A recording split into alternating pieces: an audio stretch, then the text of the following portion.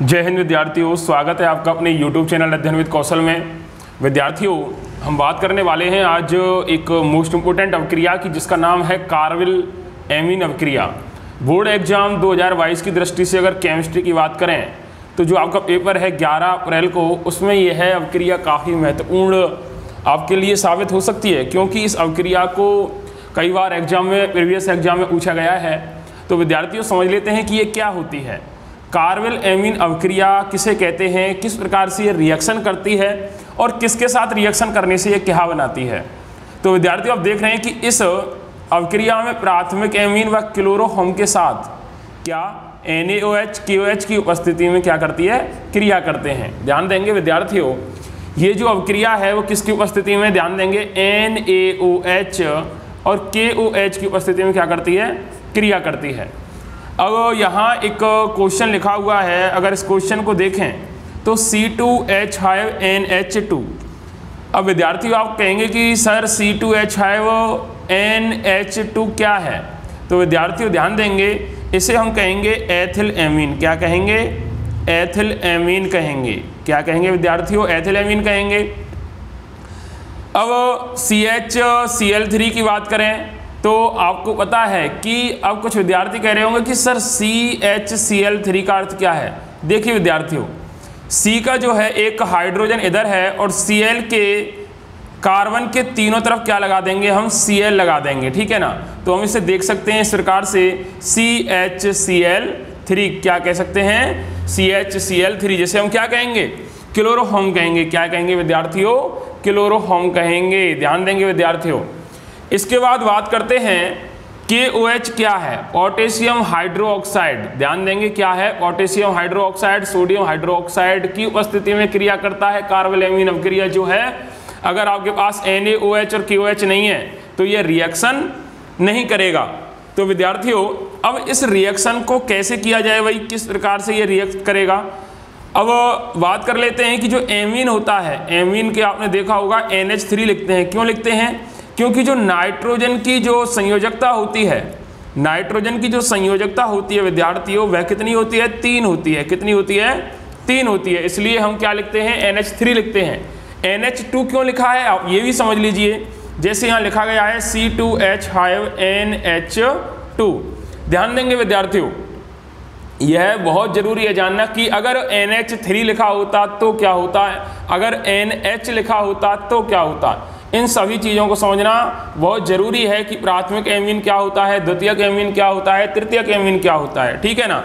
जब आप क्वेश्चन करने बैठोगे तो इन चीज़ों को समझना बहुत ज़्यादा जरूरी है। तो इस क्वेश्चन की बात कर लेते हैं कि भैया इस क्वेश्चन को अब कैसे किया जाए, किस प्रकार से ये क्वेश्चन होगा, इस चीज़ को समझना बहुत ज़्यादा जरूरी है। तो C2H5NH2 plus CHCl3 plus 3KOH जब ये रिएक्ट करेगा विद्यार्थियों तो क्या होगा। ध्यान देंगे, जो K है वो किसके साथ क्रिया करेगा, Cl के साथ करेगा विद्यार्थियों। तो यहाँ पहले से ही इसके पास पोटेशियम के 3 हैं और Cl के अपने खुद के 3 हैं, तो हम लिख सकते हैं 3KCl, यानी कि पोटेशियम क्लोराइड, ठीक है ना विद्यार्थियों। क्या लिख सकते हैं, 3KCl लिख सकते हैं। उसके बाद क्या बचता है हमारा, यहाँ हमने देखा कि 3 H के यहाँ हैं, H के कितने हैं, 3 हैं।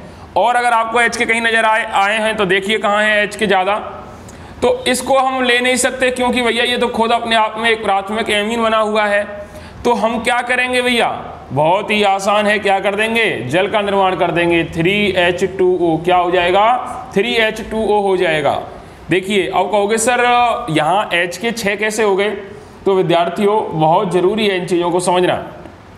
जब यहाँ से ये जो कार्बन है C2H5 क्या बनाएगा ये भैया, C और ट्रिपल बॉन्ड N लग के बनेगा, जिससे हम क्या कहेंगे, एथिल आइसोसाइनाइड कहेंगे। क्या कहेंगे, एथिल, ध्यान देंगे विद्यार्थियों, एथिल आइसोसाइनाइड कहेंगे। क्या कहेंगे, एथिल आइसोसाइनाइड।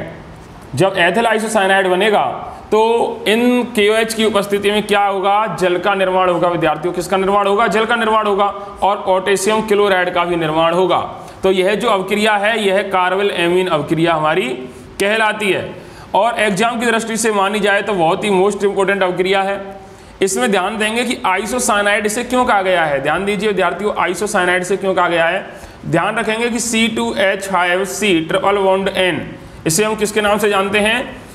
साइनाइड। Cn को हम क्या बोलते हैं? Cn को क्या बोलते हैं विद्यार्थियों? साइनाइड बोलते हैं। ध्यान देंगे, Cn को क्या बोलते हैं? साइनाइड बोलते हैं। अगर कहीं आपको Cn लिखा दिख जाए तो वो क्या है? साइनाइड है। C2H5 क्या है? एथिल है। और यहाँ 3 बॉन्ड का प्रयोग क्यों किया गया है? क्योंकि नाइट्रोजन की जो संयोजकता है वह कितनी है विद्यार्थियों? 3 है। यह अवक्रिया बहुत ही मोस्ट इंपोर्टेंट है, एग्जाम में कई बार पूछी गई है। इस अवक्रिया को आप इस प्रकार से करके आएंगे तो आपका एक भी नंबर नहीं कटेगा। विद्यार्थियों, कार्बोनिल एमीन अवक्रिया अपने आप में बहुत ही मोस्ट इंपोर्टेंट अवक्रिया है, इसको आप ध्यान रखिएगा। और इस अवक्रिया का आप स्क्रीनशॉट ले सकते हैं अपने स्क्रीन पर। एक स्क्रीनशॉट से आप एग्जाम में अपने कितने नंबर? 4 नंबर प्राप्त कर सकते हैं विद्यार्थियों, 4 नंबर। जो मैं इस समय रिएक्शन करा रहा हूं विद्यार्थियों, ध्यान देंगे, जो इस समय मैं रिएक्शन करा रहा हूं, मेरी गारंटी है एग्जाम में 101% क्वेश्चन आएंगे, 101% विद्यार्थियों। जब आप एग्जाम देकर लौटोगे या एग्जाम में होगे तो आपको याद आएगा कि जो हमने कराया था वह एग्जाम में कई सारे प्रश्न पूछे गए हैं। अब आपकी डेली क्लास होगी और इन क्लासों में ही आपके ऐसे क्वेश्चन कराए जाएंगे जो एग्जाम में आने लायक हैं। तो विद्यार्थियों, मिलते हैं अगली वीडियो में। जय हिंद, जय भारत।